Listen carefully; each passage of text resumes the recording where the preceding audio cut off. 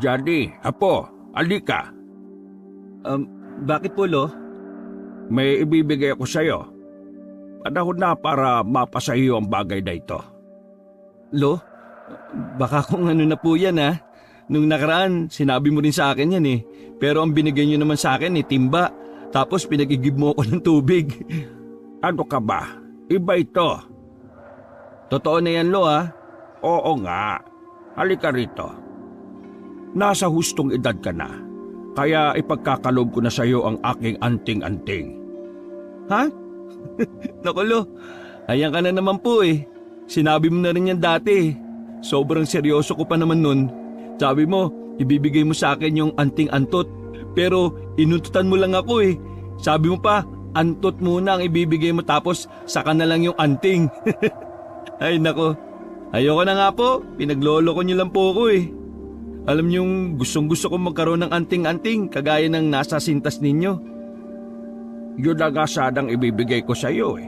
Kaso mukhang ayaw mo na. Di bali na lang. Doon ko na lang ibibigay sa pinsan mong sinobol. Lolo, di nga po. Totoo na ba talaga? Ibibigay mo na talaga sa akin yung agimat mo? Oo nga. Parang ayaw mo kasi. Gusto ko po. Gustong gusto ko po, Lo. Halika na. Dahil sa sinabi niyo na matanda, kumislap na parang bituin ang mga mata ni Johnny. Matagal na niyang inaasam ang magkaroon ng anting-anting. Nagkaroon kasi siya ng interes sa mga bagay na yon dahil sa mga kwento rin ng kanyang lolo. Isang antingerong albularyo si Lolo Jose at kilala siya sa kanilang baryo na mortal na kalaban ng mga aswang. Noong kabataan niya ay matikas at malakas pa ang kanyang pangangatawan. Pansag pa lang niyang huseng sintas ay kinatatakutan na ng mga aswang. Takot ang mga aswang sa kanya dahil sa kakaibang kapangyarihan ng kanyang sintas. Matagal nang tinatarget ng mga aswang na nakawin ng sintas na yon para mawala ng kapangyarihan ng matanda. Pero palagi silang bigo. Akala ng lahat ay ang sintas mismo ang kanyang anting-anting. Pero ngayon ay sasabihin na niya kay Johnny ang buong katotohanan. Nakikita mo ba itong sintas ko na ito, apo? Itong nasa ibabaw ng aking lamesa. Lo, alin po dyan? Mukhang hindi ko malalaman sa dami naman yan eh. Parang 100 plus naman po yung lahat ng pares ng sintas na nagsambulat dito sa ibabaw ng mesa. Ano ka ba naman, Johnny? Bukod talaga sa bibig mong madaldal, problema mo rin ang mata mo ano? Hindi ka talaga marunong tumingin sa naiiba? Di mo ba napapansin kung alin ang kakaiba sa mga sintas na yan? Sige, hanapin mo. Nagkamot na lang ng ulo si Johnny dahil sa sinabi ng kanyang lolo. Pero dahil gusto niyang mapa sa kanya ang agimat ng matanda, hinagilap niya kung aling sintas ba ang tinutukoy nito. Matapos ang ilang minutong pamimili, nayayamot siyang napatingin sa kanyang lolo. Lolo naman eh, pinagtitripan mo na naman yata ako eh. Sabihin niyo na lang po sa akin na ipapalaban niyo na lahat ng sintas na ito. Dinadaan niyo lang ako sa paagi-agiman. Mabuti pa eh, kunin ko na lang ho itong lahat ng sintas at ibababad ko na sa sabon. Iba na rin ho kasi yung amoy eh.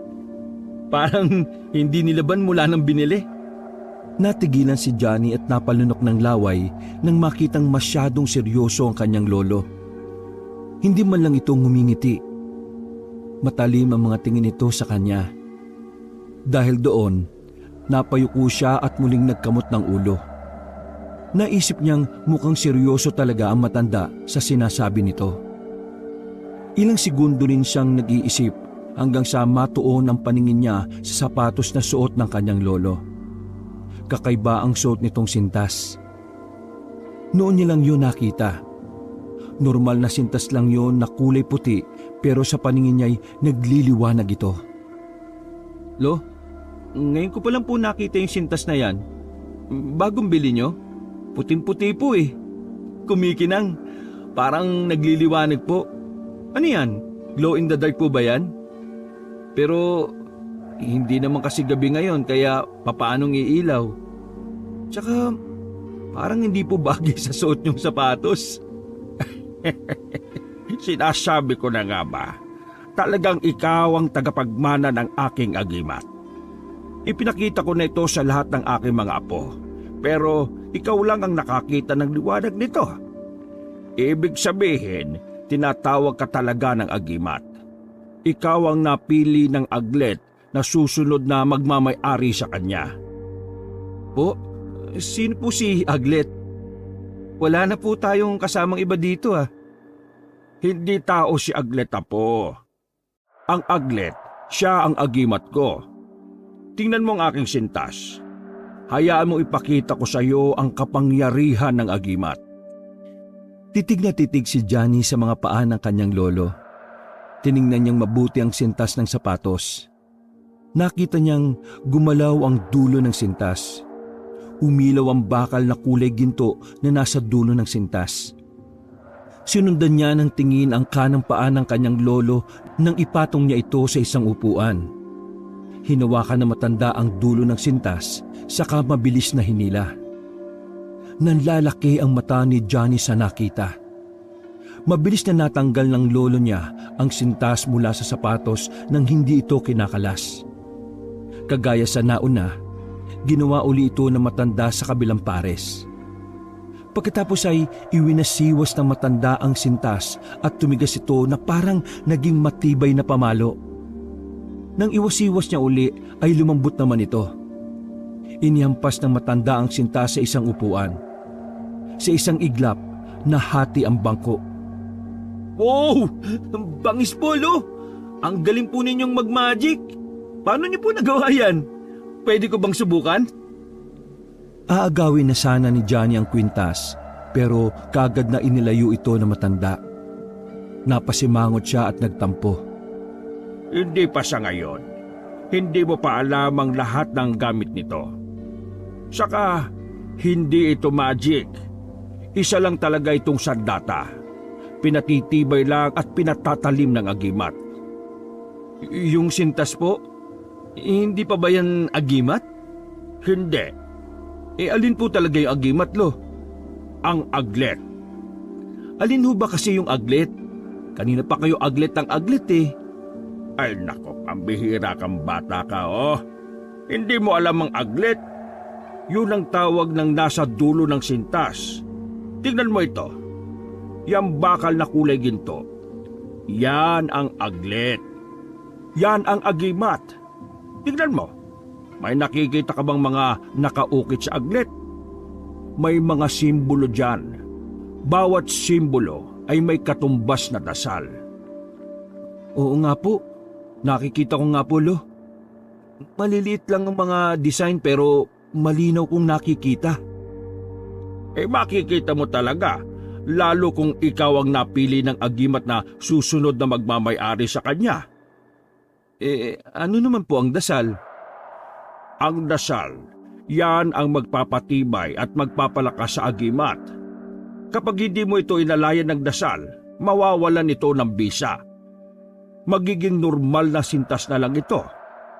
Kaya kapag napasayo na ito, gawin mo ang mga ibibili ko sa iyo, ha? Para mapanatili ang kapangyarihan ng agimat. Tuwang-tuwa si Johnny sa mga sinabi ng kanyang lolo. Matagal na niyang inaasamang agimat na yon dahil pakiramdam niya, napakaastig ng lolo niya kapag nakikipaglaban sa mga kampo ng kadiliman. Napakababaw lang naman ang kanyang dahilan kaya gusto niyang manahin ang agimat. Gusto niya lang matutong mag-magic at maging astig.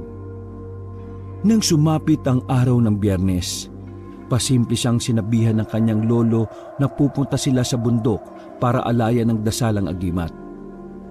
Ituturo daw nito kung papaanong pinapakain ng dasal at orasyon ng aglet. Pinag-aralan at tinandaang mabuti ni Johnny ang lahat ng itinuro ng kanyang lolo habang sila ay nasa bundok.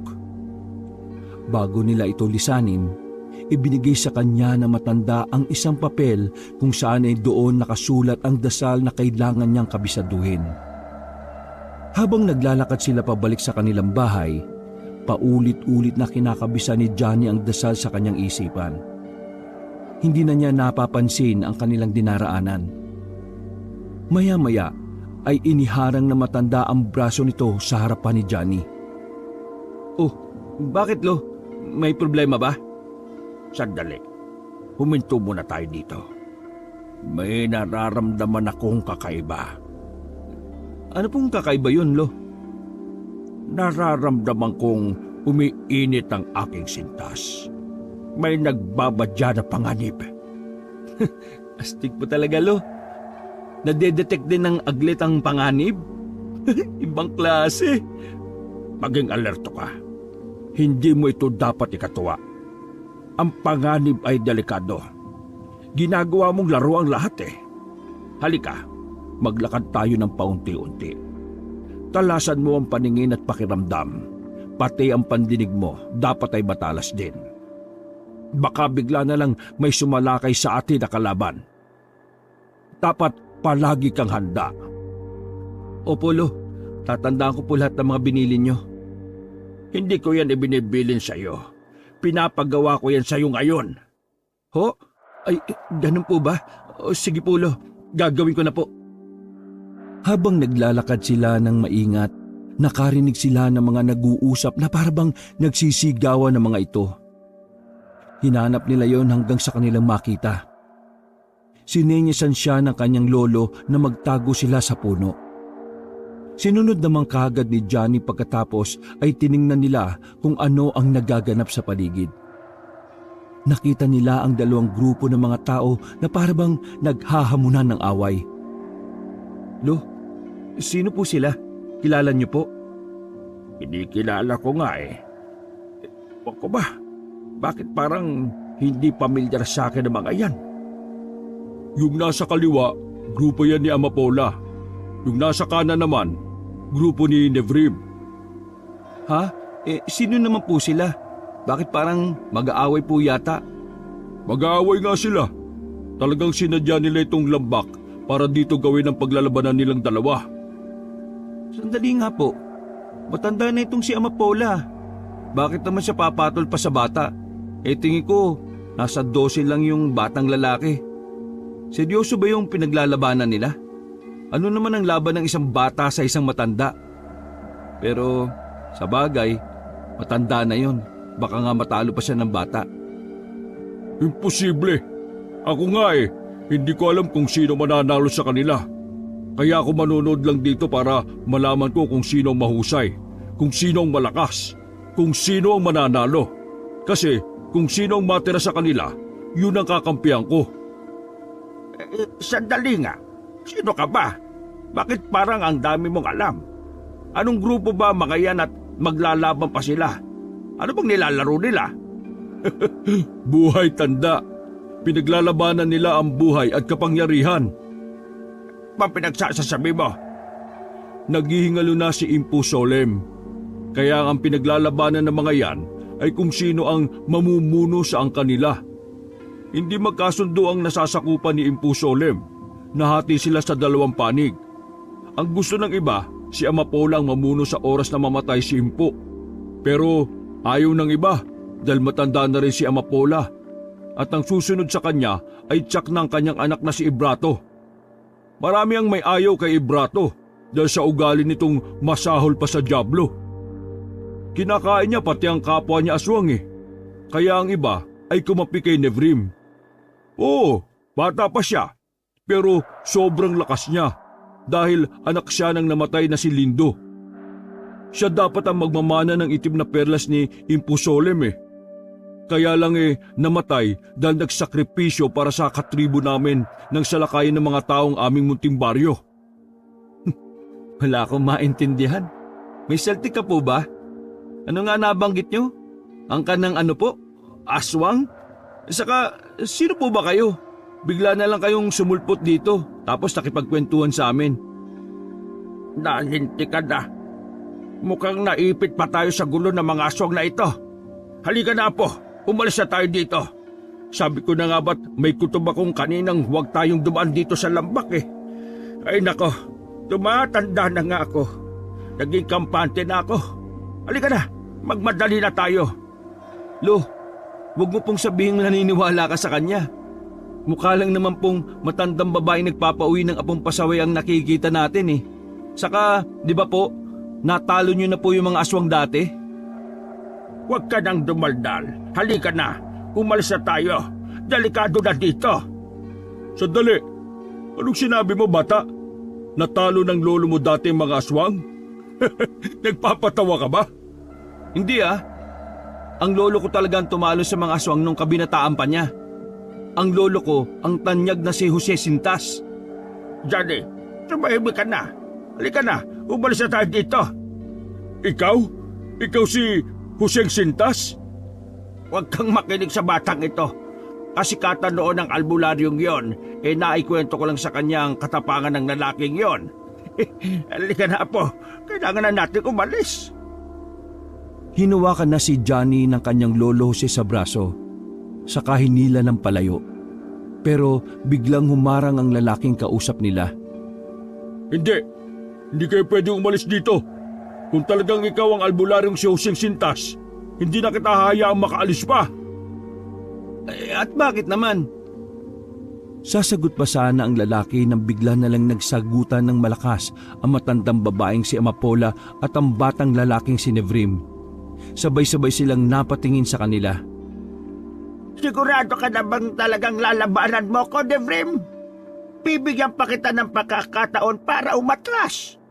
Ilalagay mo lang sa kamatayan ang buhay ng mga kasama mo. Wala ka rin namang laban sa amin. Mas mabuting sumuko ka na lang at magpasakop sa bagong namumuno. Hindi naman masama ang mga batas na aking ipatutupad. Tiya, kalahati ng ating angkan ay pangalan ko ang sinisigaw. Hindi dahil sa ako ang gusto nilang mamuno. Dahil yun sa ako ang makakatalo sa inyo.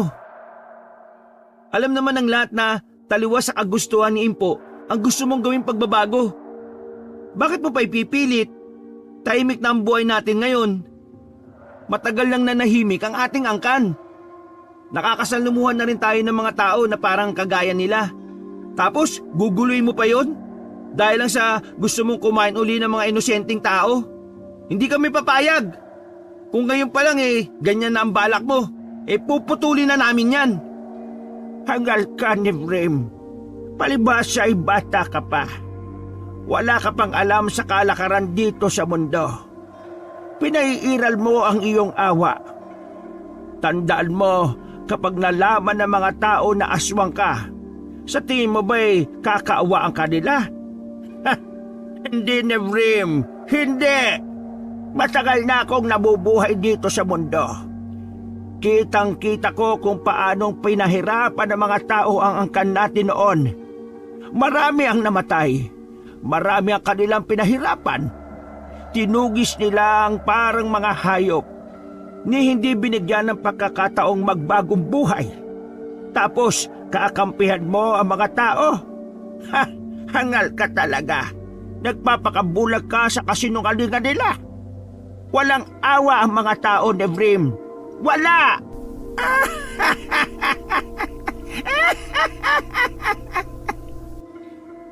Iba na ang panahon ngayon, Tiya. Tumatanda ka na nga. Hindi ka rin kasi naglalalabas sa kubo mo Kaya hindi mo alam ang buhay sa labas ng ating baryo. Kaya itigil mo ng pag-iisip mo nang noon pa nauso. Naghata ka pa ng mga angkan nating sumalungat kay Impo.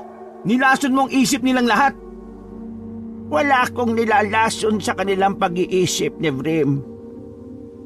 Ang mga sumama sa akin ay ang mga kasama kong pinahirapan ng mga tao noon.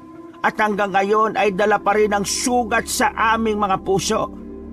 Kung hindi ka sasang-ayon sa aming kagustuhan, pues, dapat nga talagang paglabanan natin ito. Ang mananalo sa laban na ito, siya ang magkakamit sa itim na perlas na iluluwa ni Impo Solem. Sige, tsak naman akong ikaw ang matatalo Kapag natalo ka, isuko mo sa akin ang mga kasama mo at magpapasailalim sila sa aming pamamahala. Sige, simulan na natin ang laban. Simulan na ang laban! Mga kasama! Naku po, Lolo. Sadya palang hindi sila nagbibiro. Talagang magpapatayan sila. Tara, umalis na po tayo. Maipit tayo sa labanan ng mga aswang na yan Kanina pa nga kita inaaya. Napakakupad mo kasi. May panood-nood ka pa sa kanila. Tara na, Johnny. Hindi kayo makakaalis dito. Hindi ako papayag. Pagkasabi ng lalaki ay bigla na lang nagkulay pula ang mga mata nito. Naglabasan din ang mga pangil at humaba, saka tumuli sa mga kuko. Napatras si Johnny nang makita ang pagbabago sa itsura ng lalaki. Ilang segundo siyang natigilan dahil yun pa lang ang pagkakataong makakita siya ng aswang. Natauhan siya mula sa pagkakatulala nang mabilis na hilahin ng kanyang lolo ang braso niya. Sabay silang tumakbo. Hindi na malaman ni Johnny kung saan pupunta. Natataranta siya at sumabay pa ang malakas na kabog ng kanyang dibdib. Halos marinig na niya ang kabog ng kanyang puso. Lalo siyang natakot dahil sa mga ingay ng mga aswang na naglalaban na. Huwag kang lilingon sa likod, Johnny. Tumakbo ka lang. Sumunod ka lang sa akin. Huwag mo silang pansinin. Basta tumakbo ka lang, apo. Lo, napakarami nila. Nakakatakot sila. Talaga bang ganito ang mga aswang? Dinaig pa ang action na pelikulang pinapanood ko sa TV. Oh, saan kayo pupunta? Akala nyo ay makakatakas kayo? Hindi kayo pwedeng umalis. Nandito na rin lang kayo. Damay na kayo dito. Nabigla ang maglolo nang biglang tumalon sa harap nila ang aswang. Napahinto sila sa pagtakbo. Nanlilisik ang mga mata nito habang nakatingin sa kanila. Nakaambari ng mga kuko nito sa pagkalmot sa oras na kumilos sila mula sa kinatatayuan. Bakit naman kayo madadamay sa away ng angkan ninyo? Labas kami dyan. Huwag mo nga kaming madamay-damay, ha? Tumabi ka. Kailangan na namin umalis dito. Lo, ilabas mo na po ang agimat mo. Isang hampas mo lang sa kanya, mahati na ang katawan niya sa dalawa. Tumahimik ka, Johnny. Hindi sa lahat ng oras ay ginagamit yon. Kung gagawin ko yan, para mo na rin sinabi na sumausaw na tayo sa away ng dalawang grupo na yan. Pabayaan mo silang mag-away. Laban nila yan. Kung ikaw talaga si Using Sintas, hindi mo tatakasan ng sandaling ito. Matagal na panahon ka nang nanahimik. Bakit? Nagtatago ka ba dahil matanda ka na? Hindi mo na kayang labanan ng mga aswang? Kilabot ka ng aswang noon. Kinatatakutan ka na angkan namin. Patunayan mo sa akin na ikaw nga ang albularyong may taglay ng kapangyarihan ng Sintas. Wala akong pakialam sa sinasabi mo. Hindi ko kailangan patunayan sa iyo ang kapangyarihan ng agimat. Ano naman ang mapapala ko sa iyo? Umalis ka na sa daraanan namin. Unahin mong tulungan ang grupong kinabibilangan mo kaysa inuubos mo ang oras para harangan kami. Tingnan mo sila. Nag-uubusan na sila ng mga kakampi. Ikaw, anong balak mong gawin? Anong balak ko? Nung una, balak ko lang manood sa kanila. Pero ngayon, nagbago na. Kukunin kita, tanda. Dadaling kita sa aming pinuno. Ano? At bakit naman? Kapag nadala ko siya, baka sakaling magkasundo pang dalawang grupo. Dahil kung hindi, malilipol silang lahat. Balak mo kung gawing panakot sa angkan mo? Ayos ka rin, ha? Wala akong pakialam sa away ninyo, hay! Tumabi ka sa daraanan namin! Hindi ako alis! Pagkasabi nun ay bigla silang sinalakay ng aswang. Dahil sa pagkataranta ni Johnny, hindi na siya makagalaw sa kinatatayuan. Nakatuon na lang ang paningin niya sa aswang at sa lolo niyang naglalaban. Kahit matanda na ay maliksi pa rin kumilos ang matanda. Nakakasabay pa rin ito sa bilis ng kilos ng aswang. Tanging ang ginagamit lang na sandata ng kanyang lolo ay ang buntot pagi nito na palaging nakalagay sa dalambag. Nanginginigan kami ni Johnny nang kunin niya sa kanyang bag ang isa pang buntot pagi na bigay ng kanyang lolo. Ilang beses muna niyang iwinasiwas ang latigo sa hangin para subukan kung kaya niya na itong gamitin. Maya-maya ay napatingin siya sa dalawa nang biglang marinig ang pagdaing ng kanyang lolo na parabang nasaktan ito. Nakita niyang may sugat na ito sa kanang braso. Dumadaloy na ang dugo na matanda. Nanlalaki sa galit ang mata niya nang makitang nasugatan ng aswang ang kanyang lolo. Walang yaka! Sinaktan mo lolo ko! Ako ang kalabanin mo ngayon! Pinapatulad mo talaga matanda, ha? Tayo magharap! Hindi naman kayo masasaktang dalawa eh. Kung sasama na lang kayo na matiwasay sa akin. Huwag na kasi kayo manlaban. Abay, sira ulo ka. Wala akong balak pakialaman ang away ninyo. Kung ako sa'yo, umalis ka na lang sa daraanan namin. Kung ayaw mong matapos agad ang buhay mo. Sinugod na rin ni Johnny ang aswang na kalaban ng lolo niya. Pinagtulungan na nila ito. Hindi na nila napansin na narating na nila ang lugar kung saan naglalabanan ang mga aswang. Napatingin si Johnny sa paligid. Doon niya napansin na napapagitnaan na sila ng mga aswang na nagpapatayan. Tang-inis, bakit tayo napunta dito? Ang tigas kasi ng ulo niyo eh. Ayaw niyo pang sumama sa akin. Tingnan niyo ngayon. Sa tingin niyo ba, bubuhayin tayo ng mga yan? Gumawa kayo ng paraan para makalis dito. Dali, sumunod kayo sa akin. Gumawa tayo ng paraan para makalis dito. Dali, sumunod kayo sa akin. Napakadami nila. At wala na yata silang pakialam kung kanino tumama yung mga atake nila. Nag-iisip pa ba yung mga yan? Hindi na, kaya nga sumunod kayo sa akin. Hindi niyo kayang iwasan ang mga aswang na yan. Patayin niyo na lang. Ang mahalaga, makalayo tayo. Huwag kayong lalayo sa akin ha. Kapag lumayo kayo, kamatayan niyo na. Dahil sa sinabi ng aswang, dumikit si Johnny sa lalaking yon. Hindi na siya makakilos dahil litong-lito sa mga nangyayari. Kahit saan niya igala ang paningin, ay ang mga naglalabang aswang ang kanyang nakikita. Nagtatalsikan ang mga dugo nila sa paligid sa bawat sugot na nakukuha mula sa atake ng mga kalaban. Kapi-kabila ang kanilang mga atungal, sigaw at tunog ng mga bakbakan. Hindi rin nakaligtas sa kanya ang ginagawa ng aswang na kasama nila. Hindi na nito kinikilala ang mga aswang kung kakampi o kalaban. Basta lahat ng atake sa kanila ay sinasalubong nito ng malalakas na suntok at sipa. Nakikita rin niya ang kanyang lolo na humihingal na sa paghagupit ng mga aswang gamit ang buntot pagi nitong latigo. Lo, wag po kayong lalayo sa amin. Kaunti na lang at makakalis na tayo rito sa gitna ng bakbakan na ito. Wag mo na po silang labanan. Napakarami nila. Umalis na lang po tayo. Tara na dito, Lo. Sumunod ka lang sa kanya, Apo. Nandito lang ako. Susunod lang ako sa inyo. Maya-maya, narinig ni Johnny ang pag-atungal ng aswang na kasama nila. Nang tingnan niya ito, may malalim na itong sugat sa tiyan na mula sa kalmot ng kapwa nito aswang. Hala, bakit ka naman nagpasugat, Kuyang Aswang? Paano na tayo niyan? Tanga, lumabang ka kaya. Malapit na tayo makapunta sa gilid. Bilisan niyo! Diyos ko, Lord! Bakit ba kami napunta sa sitwasyong ito? Wala na ako magagawa ngayon. Iwaksin na ang rules na bawal pumatay. Sa pagkakataong ito, kailangan ko nang pumatay. Umanda kayo sa akin. Tabi, bigyan niyo kami ng daan. Tumabi kayong lahat ng mga aswang kayo. Kasunod ng sigaw niya ay ang mabibilis niyang pagwasiwas ng buntot pagi na hawak. Hindi na niya tinitingnan kung sino-sino ang tinatamaan ng kanyang mga hagupit. Diretso lang ang tingin niya sa unahan. Nagpatiuna na siya sa lalaking aswang para siya naman ang lumini sa kanilang daraanan. Ilang minuto rin siyang nakipagbakbakan bago nila natakasan ng dalawang grupo ng mga aswang na nagpapatayan. Pare-pareho silang humihingal ng makalayo sa mga ito.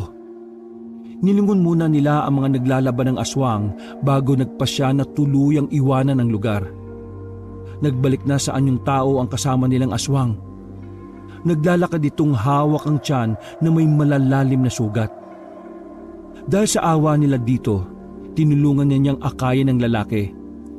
Nang makalayo na sila, nagpahinga muna sila sa gubat. Pinupo nila ang lalaki at pinasandal sa isang puno. Walang yaka. Tatakas ka rin naman pala. Pinaabot mo pa sa hirap ang lahat. Tingnan mo na pala mo. Di may sugat ka ngayon. May sugat ka rin naman, tanda ah. Pero mas malalim ang sugat mo. Madali ko lang ito magagamot. Sabagay, aswang ka nga pala. O sige, maiwan ka na namin. Uuwi na kami. Apo, tara na. Iiwanan lang po natin siya dito na sugatan? Kaya na niya sarili niya. Lo, albularyo ka po. Manggagamot. Di ba sabi mo sa akin, huwag mamimili ng gagamutin? Tapos, iiwan natin ang lukulukong ito dito? Ay nako, bakit ba lahat ng sinasabi ko sa iyo ay tinatandaan mo? Dahil sabi mo po, tandaan ko yun eh. Kailangan muna natin siyang gamutin bago natin iwanan. Hindi rin tayo makakatulog sa kakaisip kung namatay ba siya o nabuhay. Okay, sige na. Ilabas mo na sa bagang kinuha nating halamang gamot. Tapos dikdikin mo. Pipilasin ko na itong damit niya. Teka. Bakit mo naman sisiraan ang damit ko? Sira na nga, sisirain pa. Kailangan ko ng panali sa sugat mo eh. Ikaw ang may sugat. Alaga namang damit ko ang sirain ko. Saka, sira na naman ang damit mo eh. Kaya, eto na lang. Sige na, huwag ka na umangal. Baka laliman ko pa itong sugat mo nang matuluyan ka. Dapat na pinapatay na kita kasi aswang ka eh. Pero, hindi na muna. Kahit papano tumatanaw ako ng utang na loob dahil tinulungan mo rin naman kaming makaalis sa lugar na yon. Kahit ikaw rin naman ang may kasalanan kung bakit tayo napunta doon. Oh, huwag ka naman tanda. Nangyari na yun eh. Sandali nga, ikaw ba talaga si Husing Sintas? Hindi na sumagot si Lolo Jose sa tanong ng lalaki. Napadaing naman sa sakit ang aswang dahil bigla na lang siyang binatukan ni Johnny. 1,100 at isang gunggong ka talaga. Kung ayaw mong maniwala, di wag. Di ka naman namin pinipilit eh. Aray ko kung nilalapa kaya kita. Ibaw ko kaya sa sugat mo itong mga dinikdik kong dahon. Gawin kong tiyan ng bangus ang tiyan mo. Palamanan ko kaya ng mga halamang gamot yan. Bakit ba gusto mong kidnapin ang lolo ko? Alam ni Impu Solim na kapag nagingalo na siya, magpapataya ng mga angkan niya. Makuha lang ang itim na perlas. Halos lahat gustong mamuno. Kabilin-bilinan niya ang makakapigil lang sa pag-aaway ng mga miyembro ng angkan namin ay walang iba kung hindi si Husing Sintas. Kaso napakatagal na panahon nang hindi namin nakikita ang taong yun eh. Inakala namin na namatay na. Ako nga, hindi ko pa siya nakikita ng personal eh. Puro kwento niya lang ang naririnig ko mula sa mga angka naming nakalaban ng mabagsik na albularyong yun. Kung talagang siya ang makapagpapahinto sa laban ng dalawang grupo, kailangan ko siyang madala sa baryo namin. Paano naman makakatulong si Lolo sa inyo? Ipapanakot? O pagdating sa baryo ipapapatay mo sa kanya ang mga sasalungat na aswang? Hindi ko rin alam. Basta, yun lang ang naisip kong paraan eh. Ang labo pala ng plano mo eh. Paano mo kami makukumbinsi kung wala ka namang linaw? Si Amapola, nahulaan ng dugo niya ng mga aswang na amamarang. Wala silang ibang gusto kundi ang magiganti sa mga tao. Kapag ang angkan nila ang namuno sa amin, uutusan niya ang lahat na pwede nang pumatay at kumain ng tao. Yun ang ipinaglalaban ni Nevrim. Kasi si Nevrim, puro ang dugo niya. Galing talaga sa angkan ni Impu Solim. Ang angkan namin ay lahi ng mga aswang na ebwa. Hindi kami kumakain ng tao. Kahit buhay na hayop ay hindi rin. Bangkay ang kinakain ng ilan sa amin. Pero nagagawa na rin namin kumain na parang kagaya ng tao. Natuto na kami magluto. Ang gusto naman ni Nevrim, mamuhay lang kami dito sa mundo ng matiwasay, kagaya ng mga tao. Mamuhay lang din ng tahimik. Pero iba ang gusto ni Amapoli, paghiganti at gulo. Bakit hindi na lang sila maghiwalay? Pareho naman palang may ayaw sa isa't isa. Perlas na itim ang pinag-aawayan nila, Apo. Sa oras na makuha ng isa sa kanila ang perlas na yon, mas magiging makapangyarihan yon. Kakatakutan ng kanilang angkan. Kaya mapipilitan ng iba na magpasakop na lang at sumunod sa nagmamay-ari ng perlas kaysa mamatay.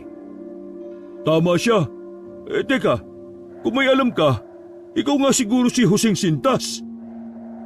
Napatingin ng lalaking aswang sa sapatos na suot ni Lolo Jose. Nanlaki ang mata niya nang makita ito. Ikaw nga! Ikaw nga!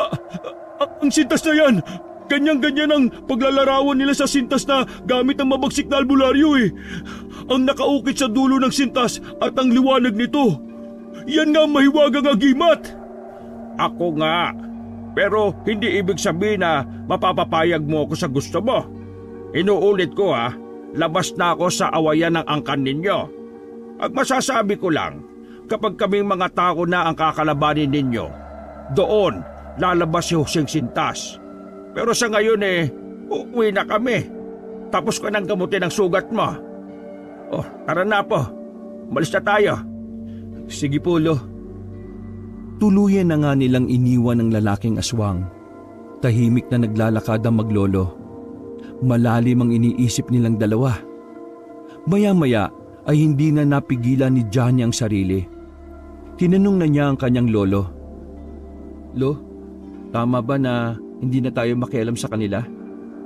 Palagay ko tama rin naman. Away nila yun eh. Pabayaan natin yun sa kanila. Pero po kasi, paano kapag nanalo si Amapola? Sa tingin mo, matatalo si Nebrim? Masyado pang bata si Nevrim eh. Kahit marami siyang kakampi na mga aswang din, wala pang gaanong karanasan ng batang aswang na yon. Paano siyang lalaban kay Amapola? Kinatandaan na nun ng pagiging aswang. Kumpara kay Nevrim na ngayon palang nakikipagsapalaran sa mundo. Nakita niyo po ba kanina? Sa labanan nila, dihadong-dihado yung grupo ni Nevrim. Mukhang mautak at puso si Amapola eh. Kapag nanalo matandang babaeng yon, babalingan niya ang mga tao. Marami na namang mamamatay sa atin. Matanda na ako eh. Ang totoo, hindi ko na kayang makipaglaban pa. Kahit nasa akin ang agimat na aglet, hindi ko na mapapantayan ang lakas ng kapangyarihan nito. Kaunting katahimikan uli ang namagitan sa kanila. Nag-iisip na naman ng malalim si Johnny. Lo, di ba po? Hindi. Alam kong tumatakbo sa isip mo. Oo, 20 anyos ka na. Kaya mong pantayan ng lakas mo ang kapangyarihan ng agimat. Pero para ka lang si Nebrim kung tutuusin. Ngayon ka pa lang din sasabak sa ganitong gulo. Di ba nga kanina natutulala ka pa? Wala ka pang alam. Ikakapahamak mo lang kapag sumabak ka sa digmaan. Hindi mo pa nga napapaamo ang agimat eh. Ikaw lang ang napili niya, pero hindi pa kayo nagiging isa. Kailan niyo po ibibigay sa akin ang agimat, Lo? Kapag handa ka na. Kailan po yun, Lo? Hindi pa ngayon. Lumipas ang ilang araw, walang oras na hindi naiisip ni Johnny ang mga nangyari. Kahit hindi niya kaano-ano ang mga aswang, nakakaramdam siya ng awa sa mga ito. Binabagabag din siya ng pangamba. Gusto niyang hagilapin ang lalaking aswang na nakilala nila, pero hindi niya alam kung saan ito makikita. Ni hindi rin niya naitanong ang pangalan nito. Naglalakad siyang pauwi ng bahay. Galing siya sa palengke dahil nautusan siya ng kanyang ina na bumili ng mailulutong ulam. Pagka-uwi niya ng bahay, iniligay niya sa lababo ang pinamili saka tinawag ang ina. Maya-maya, nakarinig siya na may gumagalaw ng plastik. Nang tingnan niya ito, isang unggoy ang kanyang nakita. Bit-bit nito ang isang tipak na karne. Uy! Kailan pa kumain ng karne ang unggoy? Ibalik mo yan, oy! Malalagot ako niyan kay nanay. Iluluto niya na yan para sa apunan eh. Akin na! Hilaw pa yan! Di ba saging lang ang kinakain ng mga unggoy? Bakit karne? Natigilan si Johnny nang makitang kulay pula ang mata ng unggoy. May matutulis din itong ngipin at mga kuko. Hindi ka basta unggoy lang, tama ako no? Di ba? Sino ka? Ay mali. Dapat anong nilalang ka? Aswang ka? Tama? Ngumiti ng malapad ang unggoy. Maya-maya, unti-unti itong nagbago ng anyo. Naging tao ito. Ikaw? Dagul. Dagul ang pangalan ko. Sabi ko na nga ba hindi ka unggoy eh. Mali ka. Pero tama ka na rin naman. Di ba nga mula ako sa angka ng mga aswang na ebwa? Ganun ang itsura ko kapag nagaan yung hayop. Balik mo yung karne ko. Hindi ba hindi ka kumakain yan? Sinong nagsabi? Di ba patay na ito? Pwede na itong kainin. Huwag kang madamot no. Marami pa naman dyan eh. Bakit ka ba nandito? Baka makita ka ng nanay ko. Sige na, umalis ka na. Tangayin mo na lang yung karne na yan. Basta umalis ka na lang. Ano, napapayag mo na ba ang lolo mo? Ha? Napapayag saan naman? Mula na maghiwa-hiwalay tayo, minamanmanan ko ang kilos niyong dalawa. Ilang araw mo nang kinukumbinsi ang lolo mo, no? Kaya hindi na ako nakikialam. Naghihintay na lang ako ng desisyon ninyo. Kaso, tumatagal naman eh. Dumadami ng sugatan at namamatay sa grupo ni Nebrim. Kapag nagtuloy-tuloy ang labanan nila, mauubos sa mga kasapi niya. O baka mapilitan ng mga ito na iwan si Nebrim at kumampi na lang kay Amapola. Delikado yun. Bakit ka ba nagre-report sa akin? Ano bang kinalaman ko dyan? Malaki.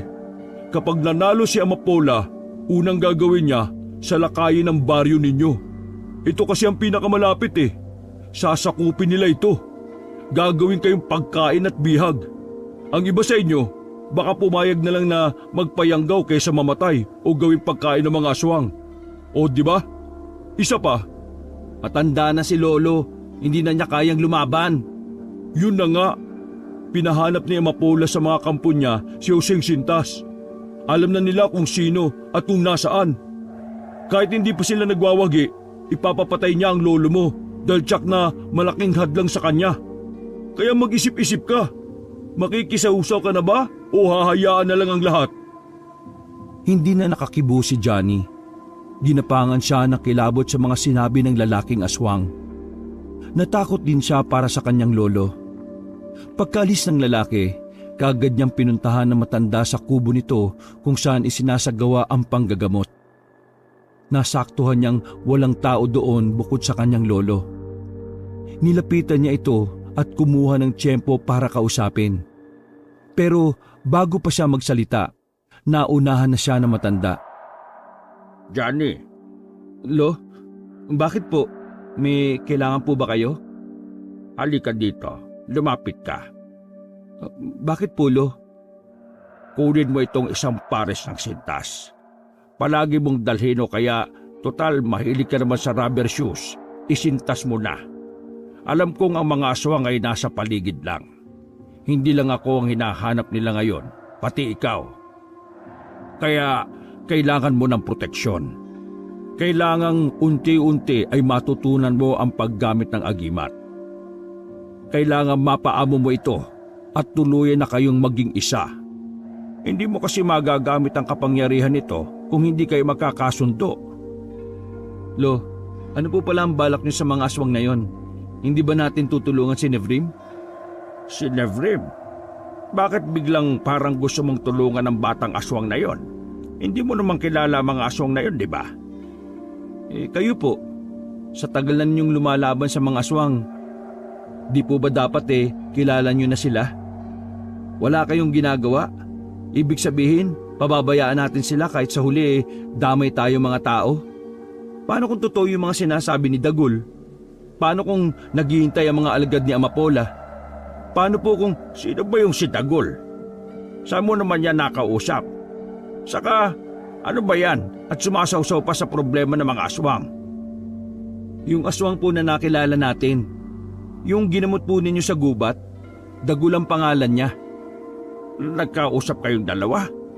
Opo, Lo. Ang sabi po niya, hinahunting kayo ng mga alagad ni Amapola. Balak daw po kayong ipapatay dahil sa gabal po daw kayo sa mga plano nila. Naniniwala ka naman sa Dagul na yan. Mga aswang sila, hindi sila dapat pinagkakatiwalaan. Mapapahama ka lang, kaya mabuti pa ilayuan mo siya. Paano nga po, Lo? Kung sakaling makakatulong tayo na pigilan ng nagbabadyang panganib. Nakakatakot na sumalakay ang mga aswang dito sa atin. Kailan po tayo kikilos? Kapag sumasalakay na sila at nambibiktima na ng kapwa-tao natin? Tumahimik ang kanyang lolo at tiningnan siya ng seryoso. Ilang buntong hininga pa ang pinakawalan nito bago siya muling kinausap. Sa tingin mo ba nagsasabi ng totoo ang Dagul na yon? Karapat dapat bang tulungan si Nebrim? Di ba nga ang sabi ng aswang na yun manunood lang siya kung sino ang mananalo sa laban ng dalawang grupo. Ibig sabihin pati siya, hindi niya alam kung sino ang kakampihan. Maaring nag-aaway lang ang dalawang grupo para sa pamumuno. Kasi kung talagang mabuti ang hangarin ng isa sa dalawang yon, bakit hindi kumampi si Dagul kay Nebrim? Bakit pilit ka tayong idinadawit sa away nila. Hindi kaya may pinupuntirya siyang iba? Mas mainam na wag nang makialam, Johnny. Mananatili tayong ligtas kung hindi tayo makikialam sa kanila. Kung ang iniisip mo naman ang pagsalaki nila sa atin, doon pa lang tayo gagawa ng aksyon. Ibang usapan na yun Kaya kailangan mo nang paamuin ang agimat. Sige po, Lo. Hindi na kumibo si Johnny dahil may punto rin naman ang kanyang lolo. Naglakad-lakad na lang siya at nag-isip-isip. Hindi niya napansin na nakarating na siya sa ilog na papasok na sa kakahuyan. Tumambay na lang siya doon at pinaglaruan ng kabiyak ng sintas na ibinigay ng kanyang lolo. Ilang ulit na niyang itong sinubukang palabasin ang kapangyarihan pero hindi niya magawa. Isang ordinaryong sintas lang ito na iwinawasiwas niya sa hangin. Ay nako, agimat ba talaga to? Baka naman naisahan na naman ako ni lolo Baka kamukha lang ito ng sintas niya. O baka naman sadyang marunong lang si lolo na mag-magic talaga. Dinadaya lang niya ang paningin ko. Mukhang hindi naman magiging sandata ang sintas na ito Makauwi na nga lang. Paalis na siya nang biglang humarang sa daraanan niya si Dagul. Oh, ikaw na naman. Ano na naman ang kailangan mo? Hindi mo mapapayag ang lolo mo? Kung hindi siya, bakit hindi na lang ikaw? Anong ako? Ikaw na lang ang sumama sa akin. Dadaling kita kay Nebrim. Si Nevrim na ba ang kinakampihan mo? Bakit? Personal na dahilan. O sige, kung ganon, personal na dahilan din ang sa akin kaya hindi ako papayag sa gusto mo. Kumampi kay Amapola ang kapatid kong bunso, pero pinatay niya. Doon ko nalaman na hindi ito kampihan. Inuubos ni Amapola ang lahi naming mga ibwa. Iniisa-isa niya kaming patayin ng palihim. Wala siyang itinitirang ebwa dahil pagdating ng araw, magiging kaaway nila ang lahi namin. Kaya nalaman kong para wala nang sagabal sa kanila, uubusin nila ang aming lahi. Pinabalak din nilang patayin si Impu Solim para makuha ang itim na perlas. Hindi lang sila nagtatagumpay na pasukin ang kubo ni Impu dahil bantay sarado ng mga kapanalig ni Nebrim. Kung ganon, idadamay mo ako sa paghihiganti mo? Hindi. Ang sabi na matatanda sa amin, kaya raw nagkaroon ng kapayapaan sa pagitan ng tao at mga aswang, hindi nakipagkasundo ang lolo mo kay Impu Solim. Magkakilala sila. Naging magkaibigan sila. Bakit hindi mo subukan makipagkasundo rin kay Nebrim para sa kapayapaan ng mga tao at aswang? Kasi kapag si Amapola, wala kang mapapala sa kanya. Papatayin ka lang niya. Matanda na lolo mo, kaya mas gusto niyang wag nang makialam. Ikaw na magdesisyon. Ikaw naman ang tagapagmana ng agimat, di ba? Ewan, hindi pa naman binibigay ni lolo yung agimat niya Hindi pa ba? Bakit hawak mo na yung kapares? Ordinaryong sintas lang to. Kanina ko pa nga sinusubukang gamitin pero wala namang nangyayari. Hindi mo pa kasi nakakasundo. Saka lumalabas ang kapangyarihan ng agimat kapag nasa panganib. Okay. Sige, pag-iisipan ko yung mga sinabi mo. Uwi na ako Baka abutan pa ako ng gabi dito Paalis na si Johnny nang biglang may maglabas ang mga aswang sa damuhan. Kung saan galing mga ito. Nagsimula ng gapangan ng takot si Johnny. Doon na rin niya nakita ang pagliwanag ng hawak niyang sintas. Mga alagad ni Amapola yan! Mukhang natunugan na niyang ikaw ang apo ni Hoseng Sintas! Halika na, Johnny! Umalis na tayo! Sumama ka sa akin! Ha? Saan naman tayo pupunta? Kung saan tayo dapat pumunta? Nagsimula na silang tumakbo pero may humarang na 4 na aswang sa kanilang daraanan. Nagpalit na ng anyo si Dagul. Naging unggoy ito. Nagtatatalon ito na parabang naaaligaga. Bakit yan? Unggoy talaga? Tapos ang liit pa? Paano mo sila lalabanan sa liit mong yan? Naku naman Hindi na malaman ni Johnny ang gagawin. Bukod sa 4 na aswang na nakaharang sa daraanan nila, meron pang ibang papalapit. Napakamot na lang siya sa ulo nang maisip na wala man lang siyang dalang panlaban bukod sa sintas. Hindi niya nadala ang buntot pagi na palaging bilin ng lolo niya na dapat ay palaging bitbit. No choice, mano-mano na talaga to. Tsaka pwede na rin tong sintas na ito. Sana naman makasundo na kita ngayon. Alam kong hindi mo ako bibiguin. Aglit, maging sandata ka ngayon. Kailangan kita. Nasa panganib na kaya Magpakitang gilas ka na. Hindi ako si Lolo, pero pwede mo naman ako maging kakampi. Nagtitiwala ako sa'yo. Sinimulan nang sumugod ni Johnny. Ginamit niya ang sintas para hagupitin ang mga aswang pero tinawanan lang siya ng mga ito. Para lang siyang nagtataboy ng langaw gamit ang sinulid. Nainis na si Johnny kaya nakipagsuntukan na lang siya sa mga aswang. Ang inaatake niya ay ang mga aswang na nakalmot na ni Dagul. Habang hindi pa nakakabuelo ng tindig ang mga ito, ay sinusuntok na niya. Bumabagsak naman sa lupa ang mga aswang, pero madali ring nakakatayo. Pagkalagpas nila sa 4 na aswang, ay tumakbo na sila. Tinawid lang nila ang ilog dahil doon lang sila ligtas. Pero pagkalapit nila sa pampang, narinig nila ang mga ingay sa damuhan. Maya-maya ay naglabasan ng iba pang mga aswang. Nang lumingon si Johnny sa pinanggalingan, nakita niya ang mga aswang na tumatawid na rin sa ilog para habulin sila. Walang ya, kahit saan na lang may aswang. Wala na tayong dadaanan. Sige, lumaban na lang tayo. Nagsimulang umatake si Dagul. Tinalon niya ang mga aswang na nakaharang sa daraanan nila. Pinagkakakalmot niya ang mga ito. Dahil sa liksi ng kilos ni Dagul, hindi siya magawang hulihin ng mga aswang.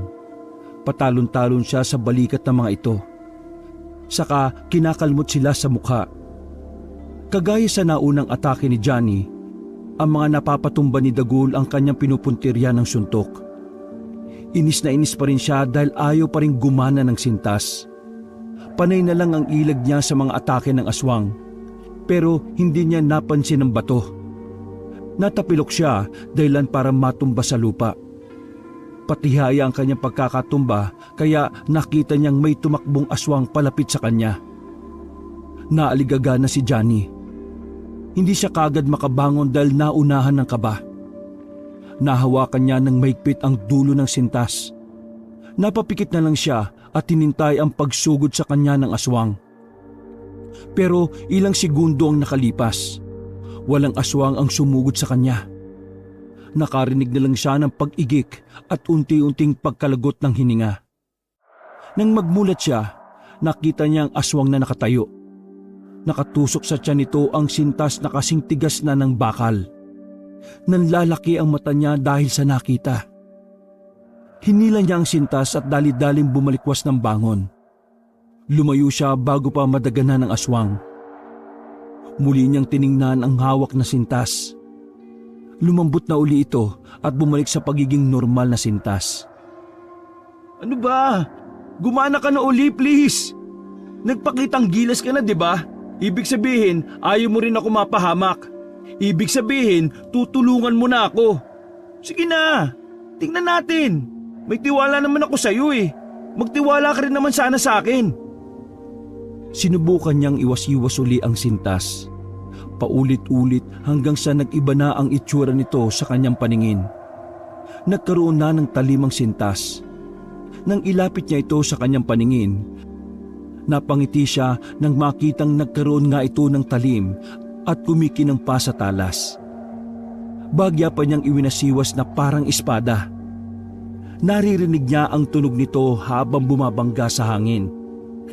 Ayos! Eto na nga! Gumagana na siya! Ngayon, subukan naman nating lumaban na magkasama. Humanda kayo! Kilalanin niyo ang bagong nagmamay-ari ng agimat! Buo na ang tapang ni Johnny nang sumugod sa mga aswang. Kada aswang na kanyang nalalapitan ay hinahataw niya ng kanyang sandata. Napakatalim nito. Ni hindi niya makita kung paanong nahati ang katawan ng mga aswang. Naramdaman na lang niyang magaan at walang kahirap-hirap ang pagkakadaan ng talim ng kanyang sandata sa katawan ng aswang. Pagkatapos ay bumabagsak na lang ang aswang sa lupa na magkahiwalay na. Ilang aswang na ang kanyang nasampulan ng mga atake niya gamit ang sintas. Nang makita nila ang nangyari sa mga kasama, kung paanong natatalo ang mga ito sa isang iglap, bigla na lang nag-aalisa ng iba pang mga aswang. Nag-aatrasa na mga ito. Kitang-kita ni Johnny ang pagkagulat at takot sa mata ng mga aswang. Hanip, natakot mo sila. Ang bangis naman ng sandata mong yan. Yan pala yung kapangyarihan ng agimat ni Husing Sintas. Nakakabilib. Pero makakarating na ang lahat kay Ampola. Lalo ka ng pag-iinitan ngayon. Kailangan na natin pumunta kay Nevrim. Ito na ang panahon para makipag-alyansa. Sandali nga. Hindi maproseso ng utak ko yung mga nangyayari. Hindi ito nakakabilib. Isa na akong ganap na mamamatay tao. Mamamatay aswang. Kahit ano pa yung tawag dyan, pumapatay pa rin ako. Ang sandata na ito, kaya siguro ayaw ibigay ni Lolo sa akin kasi alam niyang oras na hinawakan ko ito, may buhay na mawawala Wag mo na munang isipin niya sa ngayon. Ang malaga sa ngayon, alyansa. Sandali nga, bakit ba pinipilit mo ako makipag-alyansa kay Nevrim? Kung magagawa ko ng kontrolin ngayon ang agimat, katatakutan ako ng mga aswang. Kapag nakipag-alyansa pa ako, sasali na rin ako sa away nyo. Tama si Lolo hindi kami dapat sumali. Away nyo yan, hindi yan sa amin. Kailangan mong makipag-alyansa para sa kapayapaan. Kailangan makilala ka ni Nevrim. Kasi kung hindi, pagdating ng araw, kapag may mga aswang na mambibiktima ng tao, hindi ka na makakalapit sa kanya. Tatawanan ka lang niya. Wala kasi kayong kasunduan Pero kung magkakaroon, mapaparusahan ng mga aswang na mambibiktima ng mga tao. Sandali nga, ano ba yung kinakain mo? Katawan niya ng kapwa mo aswang Oo nga, napatay na sila Panlaman tiyan na sila. Ay sira ulo ka. Wala kang patawad Nakakadiri ka. Ubus na. Tayo na, umalis na tayo. Dahil naisip niyang may punto si Dagul, pumayag siyang sumama rito. Naisip din niyang matanda na ang kanyang lolo at hindi na magagampanan ang tungkulin nito kagaya nung kabataan pa niya. Sumilay rin ang ngiti sa labi ni Johnny. Naisip niyang matutupad na niya ang kagustuhan ng maging astig. Habang naglalakad sila, napapatingin siya sa sintas na hawak. Bumalik na ito sa pagiging normal na sintas. May bahid na rin ng dugo ang sintas na yon. Nagsimulang manginig ang kamay ni Johnny nang makita ang dugo. Naalala niya ang kanyang mga pinatay gamit ang sandatang yon. Nakapatay ako. Nagawa ko ba yun talaga? Ako ba talaga pumatay sa kanila? Ha? Bakit? Natakot ka? Nanginginig ang kamay mo Hindi ba dapat katakutan yun? Dapat ba magsaya kapag nakakapatay? Masasanay ka rin. Kaya mo yan, boy. Isipin mo na lang na masasama sila, kaya dapat lang silang mamatay. Tinabo ko, sanay na nga akong kumain ng bangkay Kasi kapag bangkay na, pagkain na sila. Hindi na kumibo si Johnny. Itinago na lang niya sa bulsa ang sintas. Matapos ang ilang minutong paglalakad, narating na nila ang baryo ng mga aswang na pinamumugaran ni Nevrim. Na pinamumunuan ni Nevrim. Gabi na, may mga sulunan na nakatusok sa lupa na nagbibigay ng liwanag sa paligid. May mga lalaking nagbabantay sa bukana. Nanlisik ang mga mata ng mga bantay nang makita si Johnny. Bigla na lang ding naglabasan ng pangil nila at tumaba rin ang matutulis nitong kuko. Oo, binaon kayo. Isa siyang bisita, hindi siya kalaban. Hindi rin siya pagkain Siya ang ipinasundo sa akin ni Nevrim, kaya tumabi kayo. Pagkasabi noon ay nagtabihan naman sa gilid ng mga lalaki. Malaya na silang nakapasok sa loob. Iginagala ni Johnny ang paningin habang naglalakad sila. Gabi pa pero gising na gising ang mga naroon. Huminto sa mga ginagawa ang mga aswang at itinuon ang kanilang paningin kay Johnny.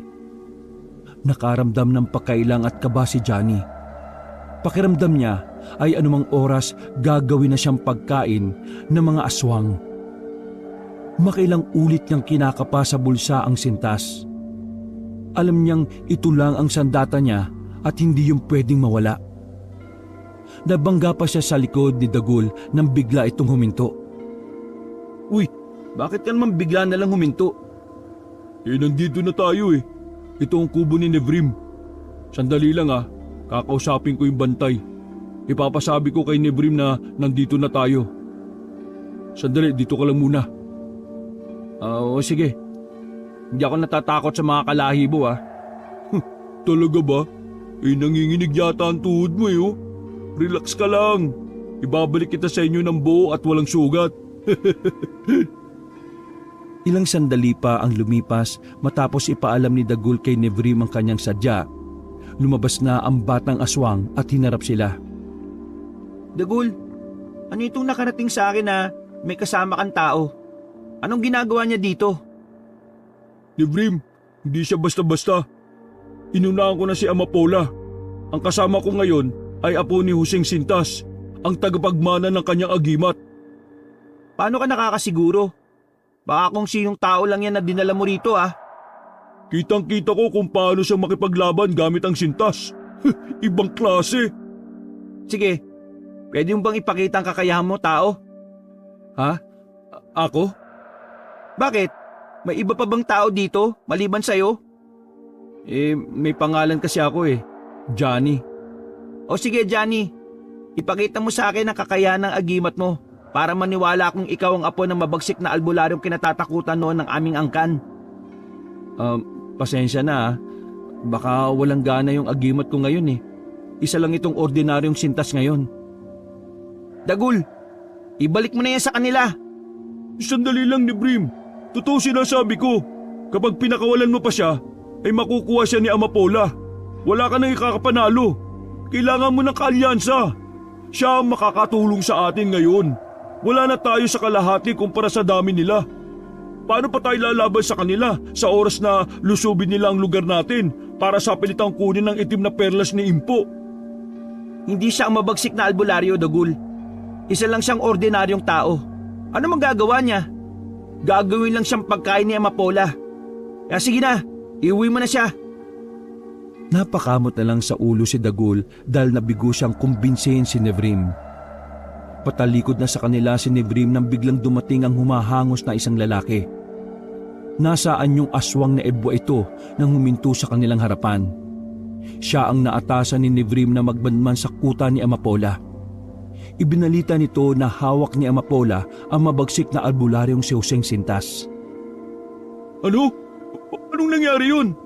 Si Lolo? Paano napunta yun dun? Sabi mo sa akin kung paano nakuha ni Amapola ang mabagsik na albularyo. Nanlaki ang mga mata nila nang sabi ng lalaking aswang na nabihag ng mga kampo ni Amapola ang matanda habang naglalakad dito sa gubat. Hinahanap ni Lolo Jose ang apong si Johnny kaya natambangan ito ng mga aswang na kampi ni Amapola. Si Lolo! Hawak nila si Lolo! Saan ko sila makikita? Sabihin niyo kung paano ako makakapunta doon. Kailangan kong iligtas si Lolo. Dali mo ako sa kanya. Ibig sabihin, ikaw talagang apo ng mabagsik na albularyo? Hindi ko kailangan magpaliwanag o magpakilala sa'yo. Kung hindi ka naman maniniwala. Pero kailangan kong pumunta doon para iligtas ang lolo ko. Dali, sabihin mo kung paano. Sandaling nag-isip si Nevrim kung ano ang gagawin. Maya-maya ay nagpasya na siya. Isang magandang pagkakataon sa kanya yon. Sige, pupuntahan natin ang kuta ni Amapola. Hintayin mo ako at kailangan ko lang magbilin sa mga maiiwan dito. Sandali lang, Nevrim. Natin? Sinong natin ang sinasabi mo? Ilan tayong pupunta dun? Oh, magandang tanong yan, Dagul. Siyempre, ako, ikaw, si Lundi na magtuturo ng daan at ang apo ng albularyo. Ha? Tayo lang? Sa dami nilang yun? Tayo lang ang pupunta? Bakit? Hindi ba't kasama mo ang apo ng magiting na albularyo? Dala niya ang agimat. May dapat ka bang ikatakot? Nakakalimutan mo na ba ang nagpasalin-salin na kwento sa ating angkan? Kayang labanan ng mabagsik na albularyo ang mga kalaban niya na mag-isa lang. 4 na tayo ngayon, oh. Sapat na yan. Hindi pwedeng maubusan ng bantay ang lugar natin. Mas mahalaga ito dahil kailangan bantayan ng perlas. Anumang oras pwedeng sumalisi ang mga alagad ni Amapola. Kaya pwede ba, Dagul? Gamitin mo ang isip mo. Pagkatapos ng magsalita ni Nevrim, ay tumalikod na ito para mag-iwan ng mga habilin. Maya-maya ay inaya na silang umalis. Hating gabi na nang makarating sila sa kuta ni Amapola. Nagtago muna sila sa isang lugar at nagmanman habang nag-iisip ng magiging plano. Pero nang marinig ni Johnny ang daing ng kanyang lolo na parabang sinasaktan ito ng matindi, hindi na siya nagdalawang isip na tumakbo para iligtas sa matanda. Napasapo na lang ng ulo si Nevrim sa ginawa ni Johnny. Pero wala siyang nagawa kung hindi ang sundan nila si Johnny. Dahil tsak na mapapahamak ito kapag nakita ng mga kampo ni Amapola. Maingat na inisa-isang sinilip ni Johnny ang mga kubo hanggang sa makita niya kung saan nila itinago ang kanyang lolo. Nakita niya sa butas ng isang kubo na nakagapos ang kanyang lolo sa isang haligi. May ilang aswang din ang naroon, kabilang na si Amapola. Kaagad na dinukot ni Johnny mula sa kanyang bulsa ang sintas. Itinali niya yon sa kanang kamay para masiguro niyang hindi mawawala kung sakaling mabitiwan. Dinig niya ang pakikipag-usap ni Amapola sa kanyang lolo. Hoseng Sintas, siguro naman ay nakarating na sa iyo ang kalagayan ng kaibigan mong si Impo Solim. Ilang hininga na lang niya ang binibilang ko.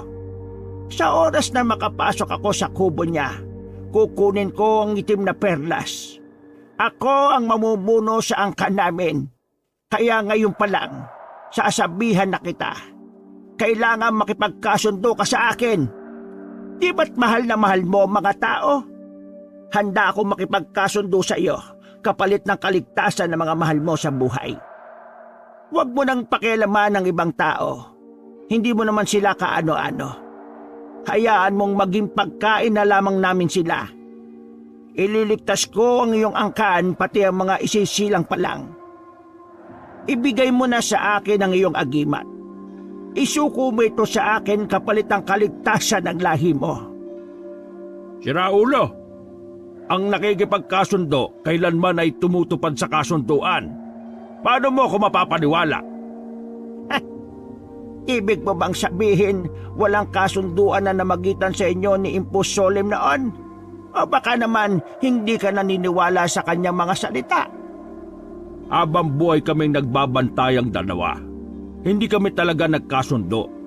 Pareho naming tinitingnan ng kilos ng isa't isa. Nanahimik lang siya, kaya nanahimik din ako. Pero iba na ngayon. Tama ka. Iba na ngayon. Dahil ako na ang namumuno sa angkan namin. Sige, hindi na kita pipilitin. Mukhang iba talaga ang pananaw mo sa buhay. Kukunin ko na lang ang kailangan ko sa iyo tapos hahayaan na kitang gawing pagkain ng mga kasama ko. Sige, kunin niyo ang sintas ng sapatos niya! Kagad na sinunod ng isang lalaki ang utos sa matandang babaeng aswang. Pero habang hinuhubad ng lalaki ang sintas sa sapatos ni Lolo Jose, bigla na lang itong natigilan. Kitang-kita ni Johnny at ng mga kasama niya kung paanong namatay ang lalaking yon. Bigla na lang itong natusok ng sintas. Humaba ang dulo nito at naging talim. Natusok ang puso nito at tumagos pa ang sintas sa likod ng lalaking aswang. Gulat na gulat ang lahat ng makita yon. Habang si Johnny ay magkahalong pagkamangha at kaba ang naramdaman. Walang hiya kang matanda. Kahit hindi mo pala hawak ang sintas, nakokontrol mo pa rin ito. Siguro, hindi mo na ito makokontrol kapag putol na ang binti mo. Putulin ang binti niya! Dali! Pagkasabi nun ay biglang humaba at tumuli sa mga kuko sa kanyang kamay ng lalaking katabi ni Amapola. Handa na itong putulin ang binti ni Lolo Jose. Pero hindi na nakatiis si Johnny sa pagsilip at panunood sa mga kaganapan. Tumakbo siya at umikot sa may pintuan ng kubo. Napatingin sa kanila ang lahat ng bigla niyang pagpapakita. Abayaan nyo na siya. Ako ang harapin nyo. At sino ka naman? Ang lakas ng loob mong pumasok sa teritoryo ko? Mukhang ibinigay mo na ang sarili mo sa amin para maibsan ang gutom ng aming tiyan. Pwes, hindi kita tatanggihan.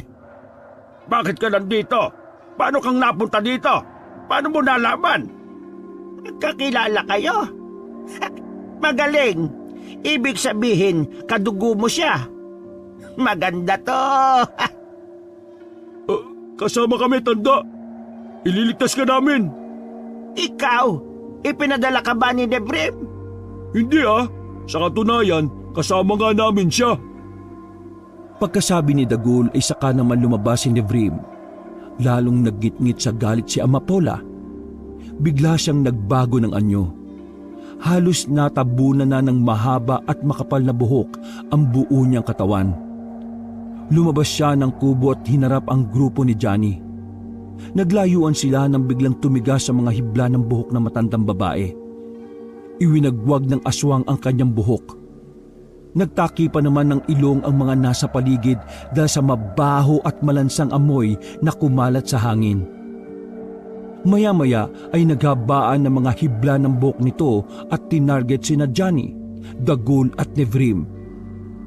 Kagad namang nagsaunggoy si Dagul at nagtago sa isang kubo. Nagbago na rin ang anyo si Nevrim. Naging malaking gorilla ito. Makapal ang balat nito at hindi tinatabla ng buhok ni Amapola. Bumabaluktot lang ang buhok ng babaeng aswang kapag tumatama sa katawan ni Nevrim. Umatungal ng malakas sa matandang babae bilang hudyat sa mga kasama nitong aswang para maglabasan at lumaban. Napatingin si Johnny sa paligid. Nakita niyang napakaraming aswang ang mga nakapalibot sa kanila. Grabe, ang dami nila. Para akong napapalibutan ng mga halimaw. Nakakakilabot naman ito. Ganito ba ang naranasan mo, lolo, noon? Ibang klase. Tapos, nalalabanan niya ng mag-isa ang mga aswang? Mukha nga marami pa akong dapat matutunan. Kailangan ko munang mapakawalan si lolo. Pupuntahan na sana niya matanda nang harapin siya ng ilang mga aswang. Kaagad niyang itinaas ang kanyang kamay kung saan nakatali ang sintas. Hinawakan niya yon ng mahigpit. Iwinasiwas niya at maya-maya ay tumigas na ito at naging patalim. Natuwa siya dahil nakokontrolan niya ang kapangyarihan ng agimat. Inunahan na niya sa pagsugod ng mga aswang. Inilagan niya ang suntok ng isa, sa kanya pinagputol-putol ang katawan nito. Ganon din ang ginawa niya sa iba pa. Nang makita ng ibang aswang ang kayang gawin ng kanyang sandata, hindi na lumapit ang mga ito. Buwat sa malayo sila umatake. Panay lang ang ilag ni Johnny. Hindi niya matamaan ng mga aswang dahil kada lapit niya ay lumalayo naman sila. Dahil sa inis, hindi niya magamit ang sintas. Maya-maya ay narinig niya ang pagsigaw sa kanya ni Lolo She. Hagupitin mo sila ng sandata mo, Apo! Nagiging latigo yan! Apo? Talaga ba? Hindi lang pala ito nagiging espada, nagiging latigo rin. Masubukan nga.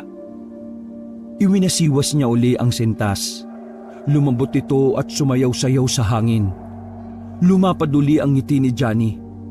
Sinubukan niyang hagupitin ang mga aswang pero hindi inaabot ang mga ito. Nilaksan pa niya ang paghagupit. Doon niya nalaman na mas sumahaba pa ang sintas. Kahit gaano kalayo ang kalaban ay kaya nitong abutin. Bawat tamaan ng sintas ay kaagad na nagdudulot ng malalim na sugat sa aswang. Nagamay na niya ang kanyang sandata. Napagpapapalit-palit na niya ito mula sa espada at latigo. Maya-maya, nakita niya naman ang mga amamarang. Kagaya ni Amapola, mahaba rin ang mga buhok nito. Kahit malayo ay nagawa niyang pahabain ang espadang sintas at pinagkakakalbo niya ang mga aswang na may mahahabang buhok. Nang malaman nilang hindi na tumutubo ang kanilang buhok, nagtakbuhan ng mga ito palayo. Iginala naman ni Johnny ang kanyang paningin. Nakita niya si Dagul na nakikipaglaban na rin. Habang si Nevrim ay hinaharap naman si Amapola. Kinuha na niya ang pagkakataong yun para puntahan ang kanyang lolo. Bigla siyang kinalmot sa likod, dahilan para matumba siya sa lupa. Tinapakan pa ng aswang ang kanyang kamay kaya hindi niya magamit ang sintas. Apo, ang sintas ko! Kagatin mo! Kunin mo! Napatingala si Johnny sa kanyang lolo. Tinanguan siya nito. Ibinaling naman niya ang tingin sa sapatos ng matanda na malapit sa kanyang mukha. Kakagatin na sana niya ang sintas pero bigla siyang natigilan. Walang yang amoy ito. Alin bang mabaho? Ang sintas, ang sapatos o ang paa mo, lolo? Ang tindi naman ito. Nakakasuka naman. Kailan mo pa ba huling nilaban ang sapatos mo, lo? Huwag ka na magreklamo! Dalihan mo na! Aatakihin ka na ng aswang! Pinilit niyang kunin ang sintas. Pagkatapos niyang kagatin ng aglet, bigla na lang kumawala ang sintas sa sapatos. Iwinasiwas niya ang sintas gamit ang bibig. Pinuntirian niya ang binti ng aswang. Nang maputol ito, umatungal ang aswang at gumilid sa kubo. Kagad na tumayo si Johnny at pinutol ang mga lubid na gumagapos sa kanyang lolo.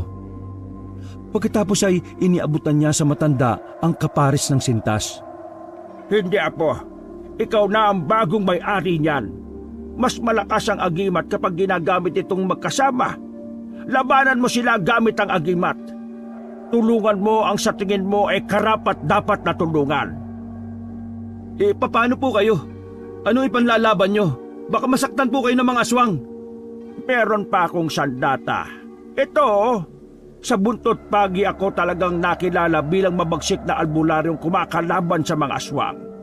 Ang agimat, bonus na lang. Pero mula noon pa man ang buntot pagi na ito. Ito ang totoong kasangga ko sa laban. Ito ang totoong sandata. Tayo na! Harapin na natin sila! Opo, lo. Lumabas ang maglolo sa kubo. Sa pagkakataong yon, nagamit na ni Johnny ang lakad ng isang astig na matagal na niyang pinag-aralan. Matagal niyang pinaghandaan ang araw na makikilala siya ng mga aswang na astig na si Johnny. Umanda kayo ngayon. Makikilala na ninyo ang bago nyong katatakutan. Ako si Johnny, ang astig na apo ng mabagsik na si Joseng Sintas. Pagkasigaw nun, sumugod na siya sa mga aswang dahil nakita niyang pinagtutulungan na ng mga ito si Dagol. Kaliwat kanan ang pagwasiwas niya sa sintas na hawak ng magkabila niyang kamay. Ang nasa kanang kamay ay ginawa niyang matalim na espada, habang ang nasa kaliwa naman ay ginawa niyang latigo. Halos hindi na makaatungal ang mga aswang na nahihiwa ng matalim niyang espada. Bumabagsak na lang sila sa lupa na putol-putol ang katawan. Nagtulong-tulong sila sa paglaban sa mga aswang hanggang sa matakot na ang mga ito sa sandata ni Johnny. Nagsihinto ang mga aswang na parabang nakakita ng nakakatakot na nilalang. Sumigaw ng malakas si Amapola pero hindi pa rin natinag ang mga kampo niya. Anong tinatayo-tayo niya? Tatatlo lang yan! Marami kayo! Bakit kayo natatakot? Sumugod kayo, dali! Huwag mo nang pilitin ang ayaw, Amapola. Hindi mo sila mga alipin. Mas pipiliin nila ang mabuhay kaysa magbuwis ng buhay sa walang katuturan na pamumuno. Tumahimik ka, tanda. Patayin niyo sila. Huwag kayong matakot sa kanila. Mga wala silang silbi. Mga tao lang sila. Mga aswang kayo. Dali, sumugod kayo! Nainis na si Johnny sa kakasigaw ni Amapola. Pinahaba niya ang espada ng sintas at pinutol ang buhok ng matandang babaeng aswang. Natigilan si Amapola nang makitang nagbagsakan sa lupa ang mga hibla ng kanyang buhok. Ang ginawa mo sa buhok ko, walang iya ka! Hindi ko kasi makita ang mukha mo habang sumisigaw Masyado kasing mahaba at makapal ang buhok mo. Bukod pa doon, mabaho rin. Mas mabaho pa sa paa ng lolo ko. Bayaran mo ito! Sumugod kayo! Patayin niyo sila! Ngunit imbis na sundin ng mga aswang ang utos ng matandang babae, nag-alisa ng mga ito para iligtas ang kanilang sarili. Napalood naman sa lupa si Amapola. Hindi na sana siya iiyak dahil sa kanyang pagkatalo. Pero nakita niya ang paggulong ng ulo ng kanyang nag-iisang anak na lalaki. Inihagis ni Dagul ang ulo na yon kay Amapola. Wala ka ng kakampi. Patas na tayo. Ipinapatay mo ang kapatid ko. Kaya yan, iginanti ko lang siya. Walang iya ka! Pagbabayad ka! Tumakbo si Amapola para sugurin si Dagul, pero bago pa man siya makalapit, napahinto siya. Nakabuka ang kanyang bibig at dilat ng mga mata. Palud siyang bumagsak sa lupa. Natuon ang kanilang paningin kay Nevrim dahil siya ang dahilan ng pagkamatay ni Amapola. Matapos siyang dukutin ang puso nito mula sa likuran, pagkatapos noon ay umatungal si Nevrim ng ubod ng lakas upang ipaalam sa lahat ng kanyang nasasakupan ang kanyang tagumpay laban sa taksil na si Amapola. Pagkatapos ng laban, isinama ni Nevrim ang maglolo sa kanilang lugar. Sa huling pagkakataon, sinilip ni Lolo Jose si Impusolem sa kubo nito. Hindi na nalaman ni Johnny kung ano ang usapan ng dalawa. Hindi na rin niya kinulit ang kanyang lolo dahil alam niyang may mga bagay na dapat ay sinasarili na lang. Nang sumikat na ang araw, umuwi na ang maglolo. Nagpasalamat sa kanila si Nevrim sa pagtulong sa kanila. Sinabi rin ito na makakaasa sila na ang pangako ni Lolo Jose at ni Impusolem sa isa't isa ay kanyang ipagpapatuloy. Habang naglalakad na maglolo pauwi sa kanila, sobrang tahimik na matanda. Naninibago si Johnny sa kanyang lolo dahil noon lang niya ito nakita na ganoon kaseryoso at katahimik. Mukhang malalim ang iniisip nito. Nakita rin niya sa mga mata ng matanda ang lungkot na parabang nagpipigil ng iyak. Dumako sa kamao ng matanda ang kanyang paningin. Nakakuyom ito. May kung anong itinatago roon. Titig na titig si Johnny sa kamao ng lolo niya. Nag-iisip siya kung ano ang laman nito. Maya-maya nakita niyang unti-unting gumagalaw ang kamao ng lolo niya na parabang may kung anong dinudurog. Hanggang sa naunawaan na niya.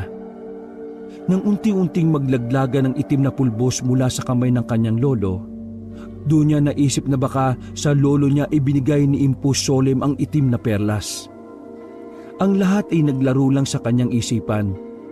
Hanggang sa isang araw, bigla na lang siyang ginulat ni Dagul nang minsang naglalakad. Galing siya sa palengke noon at nautusan siyang bumili ng karne. Oh, ano na naman ang kailangan mo, Dagul? Di ka pa manahimik. Gusto ko lang kasing ibalita sa'yo. Ilang araw matapos kayong umalis sa amin namatay na si Impusolem. Ang ipinagtataka ng lahat, wala siyang iniluwang itim na perlas. Palaisipan yun sa amin lalo na kay Nevrim. Iniisip niya na baka may ibang pinagbigyan si Impo. Bakit mo naman kailangan sabihin sa akin yan? Labas naman ako dyan Pakialam ko naman sa buhay niyong mga aswang. Bakit mo naman kailangan sabihin sa akin yan? Labas na naman ako dyan Pakialam ko naman sa buhay niyong mga aswang. Oo nga naman. Ikaw naman napakasungit. Ikaw na nga itong binabalitaan O sige na, alis na ako. Salamat dito sa sariwang karne Huy, sira ulo ka. Binawasan mo na naman tong binili kong karne.